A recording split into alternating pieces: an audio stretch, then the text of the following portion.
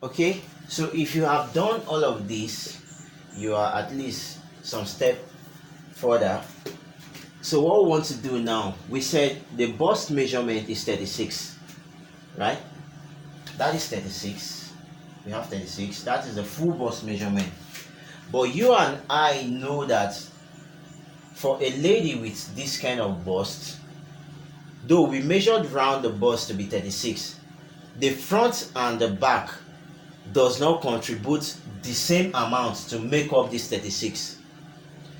The front contributes more because of the bust. You have a bust at the front and no bust at the back. So there's no way, if you're making a bustier, you're going to divide this equally by 2 to share for back and front. No. This is what you have to do. The full bust measurement is 36. Divide this by 2. We have 18 and 18, right?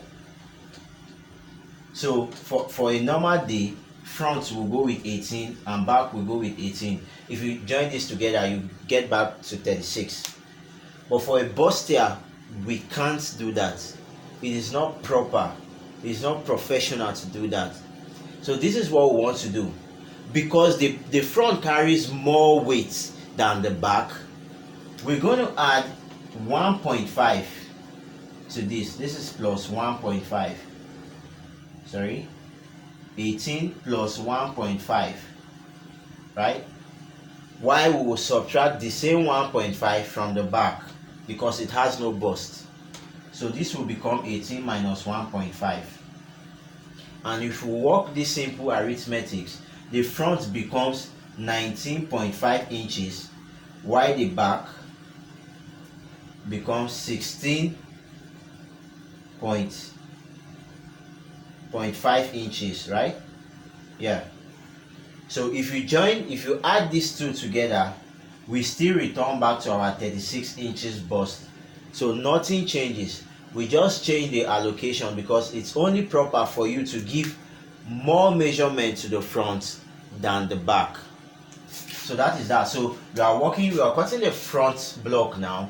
So we are working with a bust of 19 inches, 19.5 inches, sorry, for the front. While the back goes with the rest 16.5 inches. All together still gives us 36. So nothing changes. Now this is what you want to do. Before you start applying this measurement also, you need to know the bust span of the client. And when we say bust span, we are talking about from one nipple to the other, the distance between the two nipples. So for this kind of measurement, about 36, the bust span you always find kind of general bust span you get for this measurement is 6 inches. Since this fabric is folded into 2, all we are taking across this way, we need to divide it by 2. So our bust span of 6 inches, for example, we're going to measure on the bust line. This is the bust line, this is the under bust line, while this is the waistline. Now we're going to start our measurement from here. Our bust span is 6, divided by 2 is 3. But we're going to add half to that, and I'll tell you the reason why.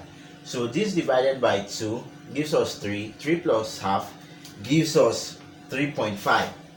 So I'm going to measure from this line 3.5, and that half inch is the seam allowance which we are going to use to join the center front to the side front. So I'm going to measure 3.5. I'll come down to the under bust line. I'll also measure 3.5, and also to the waistline I'll measure 3.5, and I'll join these 3 points to get a straight line.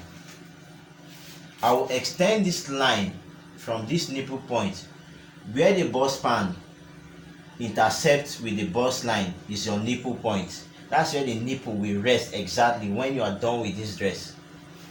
So I'm going to raise this line we just drew. I'm going to raise it up by 1.5 inches. Continue the straight line up by 1.5, right? So what I want to do now, the next thing, I'll measure from this shoulder slant. I'll measure about 2.5 or 3 inches. That's 2.5. and I'll connect this with a smooth curve to that 1.5 above there. So by doing this, you are done with your centerpiece. So we can now proceed to cutting of the side pieces.